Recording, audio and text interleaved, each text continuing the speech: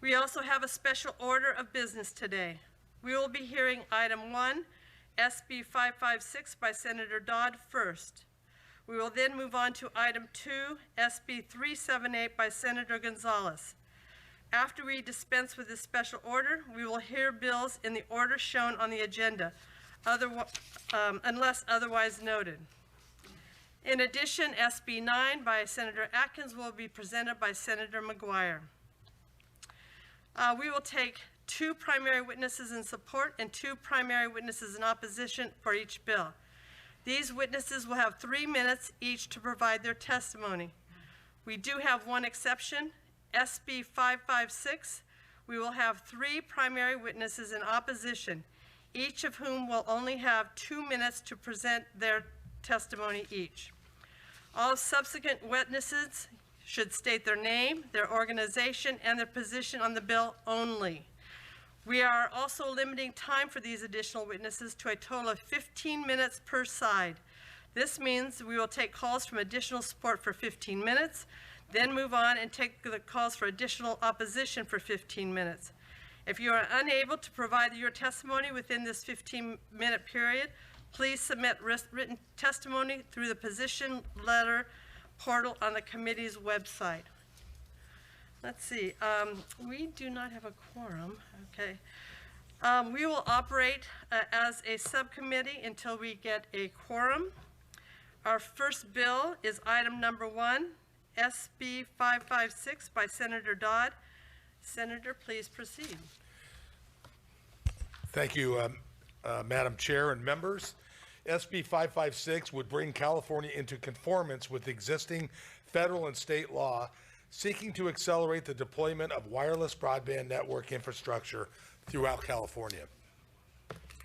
Demand for reliable high-speed broadband connectivity has never been higher than it is today.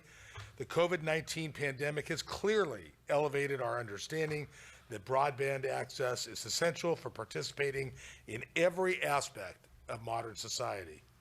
SB 556 will address that problem by conforming with California law with the 2018 FCC federal regulation in order to expand 5G deployment and contribute to closing the digital divide. This bill requires localities to give access to their street light and traffic signal poles in order for telecommunication companies to attach their wireless facilities. The bill focuses on ensuring that access to these poles is provided at a non-discriminatory cost-based rate. In 2018, however, many localities throughout the area are interpreting, let me start over, okay? Yeah. SB 556 will create uniformity with the FCC order by first offering for local governments the option to conform to the $270 FCC presumptive rate. The bill also provides for local governments who do not wish to apply the $270 rate the option to use the cost-based attachment rate formula that is modeled after the AB 1087 passed in 2012. That cost-based formula has been used in publicly owned utilities for years and has been applied by the CPUC to investor-owned utilities and telephone companies as well. Good faith negotiations are continuing with all stakeholders. I want to thank the chair for her commitment to advance equity, and I also want to assure members that I will be taking amendments in the next committee to add reporting requirements for the industry, as well as ensure that the state goals for universal broadband access are being met. On the phone is Barbara Nemko from Napa County Office of Education, and in the hearing room for support is Rudy Reyes from Verizon. Respectfully ask for your aye vote. Thank you very much, Senator. Rudy Reyes, who's here in person in the audience. Please start. Madam Chair, Rudy Reyes with Verizon, and I'm here on behalf of Verizon, also CTIA, and over 16,000 Californians to strongly urge your aye vote on this very important legislation needed to accelerate the widespread deployment of 5G in California. We applaud Senator Dodd for championing this bill. Senator Dodd laid out what the bill does, I think, very clearly. Let me take a moment to explain what it does not do. First off, this does not impact local control over the siting or placement or aesthetics of small wireless facilities placements. The FCC and Senator Dodd agreed that those issues should be handled at the local level. All this decision does is implement and provide a remedy and process for the FCC 2018 decision. The bill also has a grandfathering clause that preserves existing agreements. So the way I explain it is new poles, new rate, old poles, old rate. It's that simple. It also preserves the ability of the carriers to work with individual cities on partnerships or forward-looking agreements to find win-win opportunities as the industry, and I'm proud to say Verizon has done with several California cities. And finally, the bill preserves this $270, thank you, safe harbor, thank you so much, the safe harbor rate that the FCC has in case a city does not have the desire to do their own cost study. They can use the FCC safe harbor rate. I'm happy to answer any questions if the chair and senator would allow, would like. Thank you. Thank you very much. We'll now move into witnesses in opposition. And we have two speakers. Three. You'll be given 2 minutes apiece. Mark Graham from Keepsell Antennas Away from Our Elk Grove Homes, who's here in the audience with us. Paul McGavin from Wire, California, and Frank Arce, Communication Workers of America, who will be on the phone. So we will start with Mr. Graham, please. You have 2 minutes. Good afternoon, Madam Chair and most distinguished honorable members. Mark Graham on behalf of Keep Cell Antennas Away. Please ask me questions after my presentation. What Mr. Ray has mentioned, the preserving existing agreements and preserving aesthetic regulations is not in this bill, but it must be put into this bill, and you should do that today. Those are important, but it needs to be written in. SB 556 is simply bad policy. Overpowered cell antennas constructed 10 to 50 feet away from already served homes will not significantly improve distance learning, telehealth, or close the digital divide.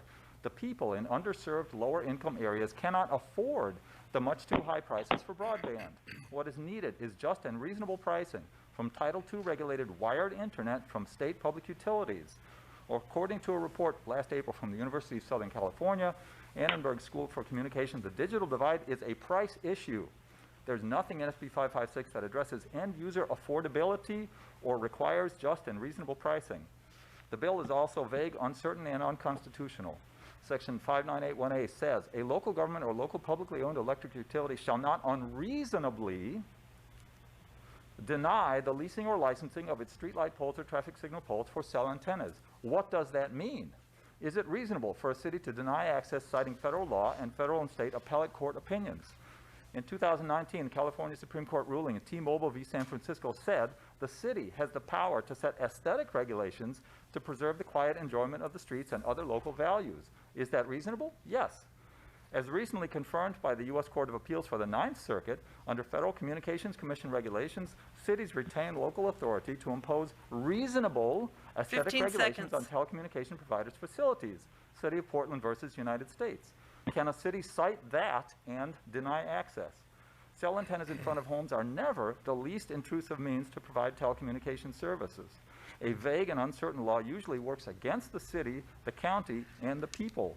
Thank you very much, Mr. Graham. I urge you to vote no on SB 556. Thank you very much, sir. Now, Mr. McGavin. And Mr. McGavin, welcome. You have 2 minutes. Thank you. Thank you, Honorable Chair and Assembly members. I'm Paul McGavin from Wire, California, an organization dedicated to improving the lives of nearly 4 million electromagnetic sensitive Californians who are scrambling to find places to live and work that are not thoroughly polluted with excessive electromagnetic power through the air. Please ask me questions later.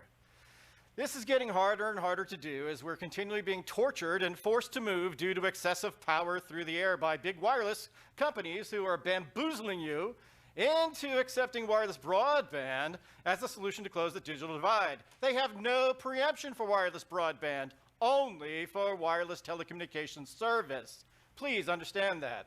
Newsflash, Wireless won't do it. These bills are a wireless industry trick that they've been playing for 2 decades. Wrap their business goals around a current meme and point you to, of course, wireless as the solution. I'm here to point you to the substantial evidence which has already been entered into the public record in the bills for 2015 AB 557, 2016 AB 2395, 2017 SB 649, and once again in the bills for the triple threat 6783 California infrastructure bills that missed the mark by destroying local control over both fiber optic installations and wireless infrastructure. That would be SB 556, AB 537, and AB 378. The best telecom analysis in the country is in your record. April 14 and May 10 letters from Attorney Harry Lehman. June 1st and June 8th letter from Attorney Gary Wibben. Volumes of data from Bruce Kushnick from the regulators, whose DC Circuit Court ruling in March of 2020 gives you the solution to the digital divide. $16 billion that were misappropriated from California to build the 4G network. Go back and get it. It will solve the digital divide with the public utility. That way you get just and 15 reasonable seconds. pricing. Thank you. Thank you very much, Mr. McGavin. Now it would be Frank Arce. I believe he's on the phone. Operator, can you please open the line for him? We're looking for Frank. Frank, your Arce. line is open. Thank you. Okay, can you guys hear me? Yes, we Thank you can. very much. Madam Chair and members, I am Frank Odson, Vice President of the Communication Workers of America, District 9. On behalf of the more than 60,000 members, CWA District 9 opposes SB 556. This bill would risk worker and public safety by creating short permitting deadlines and is a giveaway to private industry on the backs of local communities, all while doing nothing to hold the industry accountable. SB 556 contains overly strict timelines and limits the ability of local governments to collect fees. This is a sweetheart giveaway to the industry and favors the industry's bottom line over safety for workers and the public. The full review of permit applications. CWA has studied the local government process throughout the country and has found that thorough review is crucial for safety. Unfortunately, SB 556 makes permitting process worse for workers and the public by imposing shortened time frames and tying the hands of local governments during the review.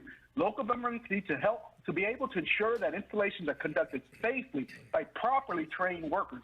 We need to make sure that subcontractors don't endanger the public or other workers on the right of way.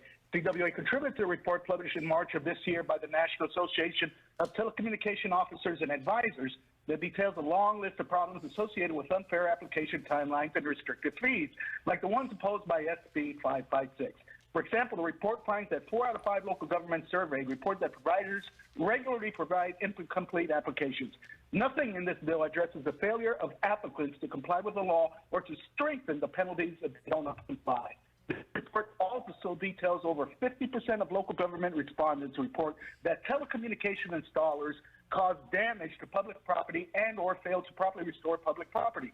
Often in these situations, it's local taxpayers who have to pick up the tab. Nothing in SB 556 requires a properly trained workforce to conduct the installations. As a result, you will continue to see public safety problems like the unlicensed contractor in San Francisco very with a much, gas Mr. line and causing Arce. explosion. Thank you for your testimony. No on 556. Thank you very much, Operator. We'll now move into witnesses in opposition. And let me remind everyone, again, this is witnesses in opposition. State your name, your organization, and your position on the bill only. Thank you. Thank you. If you wish to speak in opposition, please press 1, then 0 at this time. You may also remove yourself from queue by pressing 1, 0 again. And we currently have about 50 lines in queue. I'll go to line 171. Madam Chair and members, Sylvia Solis Shaw on behalf of City of Los Angeles Mayor Eric Garcetti in opposition, also testifying on behalf of the City of Santa Monica in opposition. Thank you. Thank you. Hi, Chair members. Can you hear me? Yes, Apologies. we can hear you. Priscilla Quitos on behalf of, thank you. Priscilla Quitos on behalf of the City of Beverly Hills in opposition. Thank you. Good afternoon, Chair and members. Eric O'Donnell here on behalf of the cities of Huntington Beach, Mission Viejo, Del Mar, Brea, Chino Hills, and Placentia, all in opposition. Thank you. Thank you. My name is Mei Ling Stephen. I oppose. Thank you. Jonathan Clay on behalf of the City of Encinitas in opposition. Thank Yes, can you hear me? Yes, we can. Thank you. My name is Constance Anderson on behalf of WIRED, Wireless Radiation, Education and Defense. I strongly oppose 556. I'm a resident of Contra Costa County and one of the four. This is Catherine Dodd. I'm a registered nurse representing the Alliance of Nurses for Healthy Environments. We have a strong oppose on SB 556. Thank you. This is Ray Lorber. I am strongly opposed to 556. Thank you. Hello, Hello. my name is Gentle Thunder. On behalf of Mount Shasta City and Siskiyou County, I strongly oppose. Thank you. Leslie Simons, I strongly oppose. Thank you. Hi, this is Cleo Cabral, CWA Local 9408, and I strongly oppose. Thank you. Yes, my name is Sydney Cox, and I represent 200 activists with Safe Tech for Santa Rosa, and we strongly oppose. Thank you.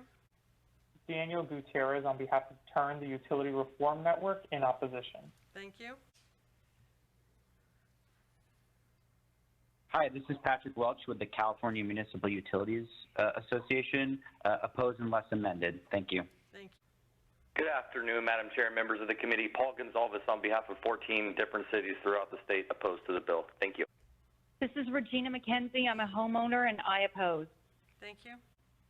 Hello, this is Kelly Murphy with CWA Local 9400 in strong opposition to SB 556. Thank you. Sharon Byrne, Montecito Association, strongly opposed. Thank you.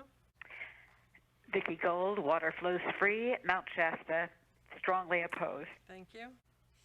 Yes, my name is Joseph Martinez with CWA Local 9410 out of San Francisco, and I oppose 556. This is Damon Conklin with the League of California Cities, respectfully in opposition to 556. Thank you.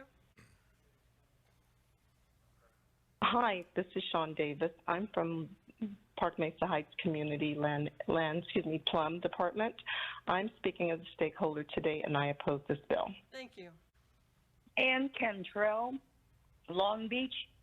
I strongly oppose this for health concerns. Thank you. This is Jess Lerner in Fairfax. I'm a teacher, and I strongly oppose. Thank you. Thank you. Good afternoon, Madam Chair and members of the committee. Sharon Gonzalez with the Rennie Public Policy Group on behalf of the cities of Corona, Carlsbad, Belmont, Foster City, and Redwood City, all in opposition to 556. Thank you. Vicki Sievers, representing the EMF Safety Network, strongly opposed. Thank you. Good afternoon, members. Mina Leba on behalf of the city of Thousand Oaks in respectful opposition. Thank you. My name is Sarah Hempling. I live in Calabasas, California, and I strongly oppose SB 556. Thank you. Good afternoon. This is Chris Beauchamp with CWA Local 9511, and we strongly oppose. Thank you. Hello? Yes, please go ahead. Okay, yeah, my name is AJ Lujan. I'm with CWA Local 9505, and we strongly oppose this. Thank you. Kenyon Johnson, CWA 9003, and we strongly oppose SB 556. Thank you. Scott Turner, Communication Workers of America, District 9, we strongly oppose this bill. Thank you. Anne Marie Call, American Cancer Society, Silicon Valley, we strongly oppose. Thank you. Ernest Pacheco, CWA Local 9412, Hayward, California, opposed. Thank you. Stephanie Thomas from Wireless Radiation Education and Defense from Berkeley, strongly opposed. Thank you. This is Tarina Woodson with CWA Local 9400, and I strongly oppose SB 556. Thank you. This is Zach Couch, President, CWA Local 9408, and we oppose. Thank you. Hi. Before I tell you, I must tell you that I was never given a number until just now when I said, "Is that me?" about 20 times, and then someone came on the line and gave me. Okay. No, you mean to know that people that Hello.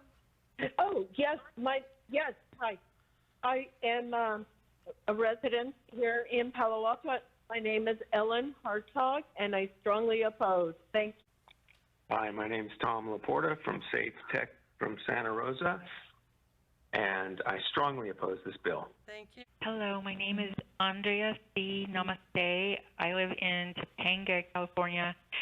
I'm electrosensitive. I oppose S56 as amended to promote wired connections. Thank Darren Westmore, CWA 9423, opposed. Thank you. Madam Chair and members, Paul Yoder on behalf of the City and County of San Francisco in opposition, and also the County of Solano still has concerns with the bill. Thank you. This is Monica Eldon. I am a homeowner and a resident in Marin County, California, and I strongly oppose SB 556. My name is Janet Fields. I'm with Communication Workers of America, and I strongly oppose SB 556. Hi, my name is Carol Kuzdenyi. I live in Pacific Grove, and I am associate in Tony Keppelman EMF Services. I strongly oppose this bill, and I have a friend who's sitting on a separate line. My name's LaVon Miller, Long Beach, California, and I strongly oppose this bill. Jennifer Laporta with Safe Technology for Santa Rosa, strongly oppose this disastrous bill. Thank you. Yes, my name is Hannah Chu. I'm an engineer from Garden Grove, California. I strongly oppose SB 156. Thank you. Hello, Madam Chair and members.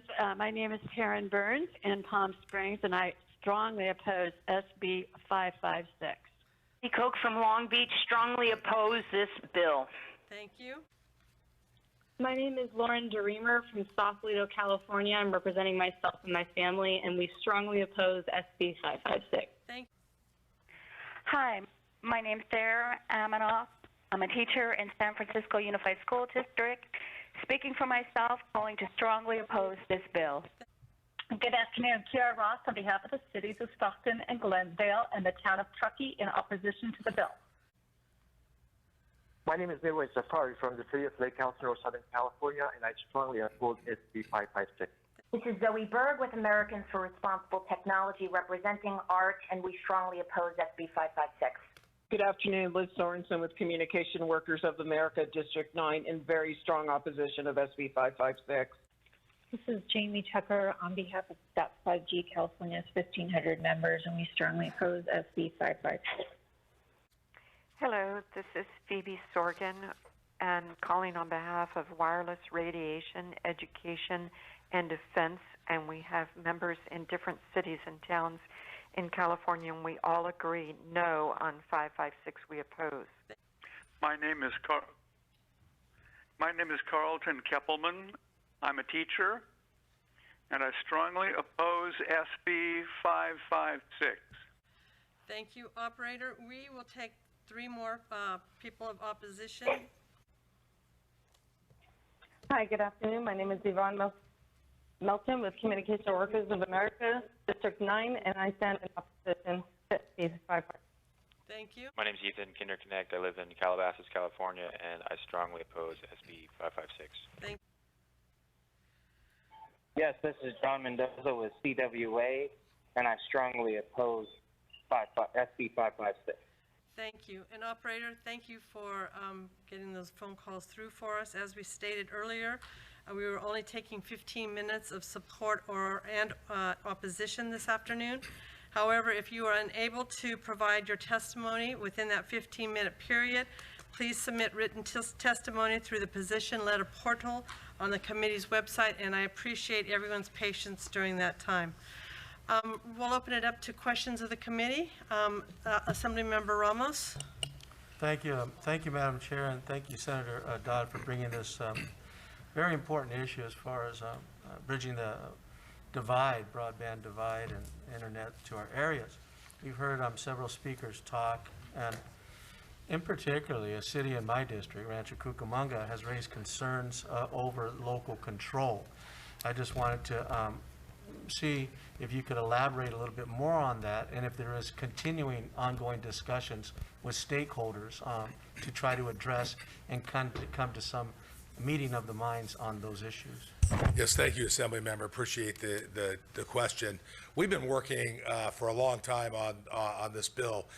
Frankly, in my district, I had 20 out of 22 cities writing in letters to the Senate opposing this bill, and none of which have written a letter now fully understanding the amendments that have been taken. I'm not sure that all the different cities have, either read or understood the amendments. Frankly, this bill now, compared to previous iterations of something that was tried like 3 or 4 years ago, gives way more discretion to the cities. We continue working with the League of Cities. That's been my point of contact. I've got a great relationship with them and meet with them, whenever they want to discuss it. Most of the concerns that we've gotten from the League of Cities recently is about equity. And we think that that's incredibly important, that they're right. And the city of San Francisco, when we talked to them, their major concern at the time, it may be different today, I heard them on the phone, was equity. And we believe that we'll have really impressive amendments at the next committee hearing as this bill moves through. So I am committed to continuing to work on that. Well, thank you for that. For the cities and being open to continue to dialogue with the cities as well as labor that brought up some concerns also. So we look forward to seeing those amendments as it moves closer to the floor. Thank you, Assembly Member. Thank you, Senator. Thank you, Madam Chair. Assemblymember Vopel. Thank you, Madam Chair. And with your permission, could we have one of the techies come up? The Verizon person, or please, sir? Mr. Reyes, would you like him to come up? There he is. All right.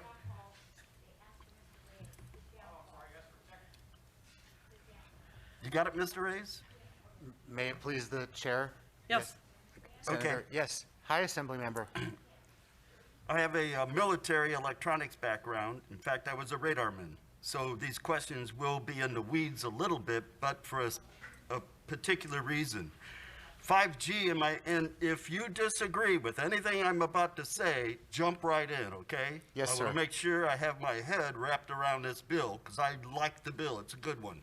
Thank you, sir. And the reason it's a good one is 5G is different technology from other cellular plans. 5G is a technological breakthrough. This is a great leap forward. I can't wait to see 6G. And the way I understand it, it meets the same safety standards as equipment used in current networks, correct? Yes, sir. Roger that. And this is a unique system because it's made up of hundreds of very small antennae. They're in arrays to maximize signals, and it results in very low radio wave exposure called beamforming. Is that correct? Yes, sir. Good. Exposure levels will be below international safety limits, which is 24.25 gigahertz and above.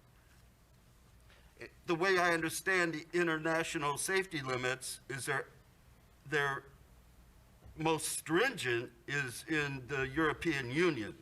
So we're below the European Union, the way I understand it, for safety.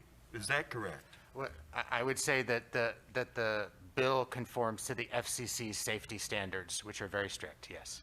All right. Also, from my research, 5G cannot penetrate walls. Most 5G, not all, want to make that very clear, cannot penetrate glass. So cellular 5G is completely different from Wi-Fi. Wi-Fi goes through walls. It'll go through your whole house. And people will sit on their computers with a Wi-Fi right next to them, not even thinking twice about RF energy. So I find it kind of ironic. So, Madam Chair, I seem to be on the right track here as far as the technicalities, so I'm good. Okay, thank you very much, Mr. Assemblymember Vopel. Does anyone else? Yes, Assemblymember Borner-Harbaugh. Thank you, Senator, for your presentation. I think 5G is going to absolutely transform how we connect with each other, and we can't even imagine the world as it's going to be in terms of connectivity. I don't think if you would have asked us all 10 years ago, we would be sitting here with smartphones and all this stuff, you know, or maybe 10 years ago, 20 years ago, if we would be sitting here with smartphones, I don't think we would have known that. So I think it's really important to do that. One of the things I'm concerned about, though, all my cities oppose your bill. And you said you were already working with the League of Cities. And my understanding about their opposition has to do with actually the detail of the difference between current federal law and what your bill is proposing, which is under current federal law, cities don't have to propose a remedy, and your bill requires them to propose a remedy. Is that correct? That's correct. So I hope we continue. Could you, Mr. Yes, Ray? sir. You're right. Okay, I just want to make sure I'm telling. Yeah, I spent in the last truth, the whole 24 truth. hours, That's- we've had a lot of conversations with a lot of people trying to figure out what the exact opposition is. Thank you. So I think it's important as we move forward, because I have the pleasure of seeing this in communication conveyance and on the floor again, to work out what happens if a city determines that there's no remedy, and to think about what is the appropriate timeline, especially for very small cities, to be able to come up with that remedy. Very small cities, I don't have very small cities. My smallest city is 62,000. They probably have staff to do it in the time frame that's being proposed. I think some of the smaller cities won't. So if you could think about that. And the third thing I'm concerned about is I think as this technology changes, it is very possible that federal guidelines can change. So I don't know what your bill says about, because your bill is basically saying we're going to define what the federal law means for California, correct? Correct. So as that federal law changes, we don't want to be stuck with a law that does not reflect, or we're constantly coming back here to reevaluate what it is. So I don't know if you have thoughts on if federal law were to change in 5 months, 6 months, what would the impact be in California and how we could accommodate that in your bill? Yeah, some remember that happens all the time, unfortunately. If we put something in statute that rolled over every federal change that came aboard, in fact, that would take away decision-making, from this body in terms of if that's what they wanted going forward. So essentially, if there was a big change in federal law that really interfered with the state law, that would be something that the legislature would have the opportunity to opine on it, through a different bill. But Mr. Reyes has another comment on that. I appreciate it. Yes, thank you, Assemblymember. Senator Dodd is right. In fact, I think the industry would like to see it be consistent with federal law over time, but with respect, Ledge Council has pushed back against that as a cede of sovereignty from the state to the federal government. Okay. And then my last comment will be about this, because I did serve on the League of Cities Housing, Community, and Economic Development subcommittee while the previous bill was going through the legislature. So I remember all those lovely conversations. And one of the things I said then that I would like to offer you, because I will get to see this again and again, is I think one of the biggest trade-offs we need to make is if we're going to ask cities to take the extra step and provide a remedy, then there should be a public benefit. There should be, 5G at libraries, at school sites, at parks, places where people who, even if the 5G doesn't happen in their communities, because maybe it's not profitable for that distribution, that we are providing it in those public spaces because we are providing a public benefit, and I think there should be a public benefit back. So I'd like to offer that with you. I will support this today. I look forward to seeing these amendments and hearing how your conversations with the leagues are going, and hopefully we can have some conversations with my local cities to get us to a place by the time it gets to the next committee that there's more agreement there. Thank you, Assembly Member. Are there any other questions from the Assembly Members Committee? Seeing none, entertain a motion. So moved. Second. Okay, we have a motion from Assemblymember Vopel, a second by Assemblymember Rivas. Would you like to close? Respectfully ask for your aye vote. Great. Senator Dodd, I appreciate the work on this bill, and we all know the passion and commitment to expand broadband infrastructure is in our state. We, along with many of our colleagues, are working on different pieces of this puzzle that we hope to create a complete picture when we're done, one without any holes or blank space. While we share this goal, I also share some of the concerns that stakeholders have discussed today. I know from our discussions that you agree that we need to find real solutions to the persistent problems of access, adoption, and affordability. I will be supporting your bill today with your commitment that you will be adopting language to address equity issues for all California communities before the bill reaches the floor. I'd appreciate you sharing the actual language with the committee as soon as you can. With that, I appreciate all your work. You know, this is a passion to me. But the motion is due pass to Communications and Conveyance Committee. Secretary, please call the roll. Aguilar Curry. Aye. Aguilar Curry, aye. Lackey. Aye. Lackey, aye. Bloom. Bloom not voting. Werner Horvath. Aye. Werner Horvath, aye. Ramos. Aye. Ramos, aye. Luz Rivas. Aye. Luz Rivas, aye. Robert Rivas. Aye. Robert Rivas, aye. Vopel. Aye. Vopel, aye. 7. Bills has 7. We have everybody here? 7-0. Okay, 7-0. Bill is out, looks like. Okay, thank you very Madam much, Chair and Senator. members.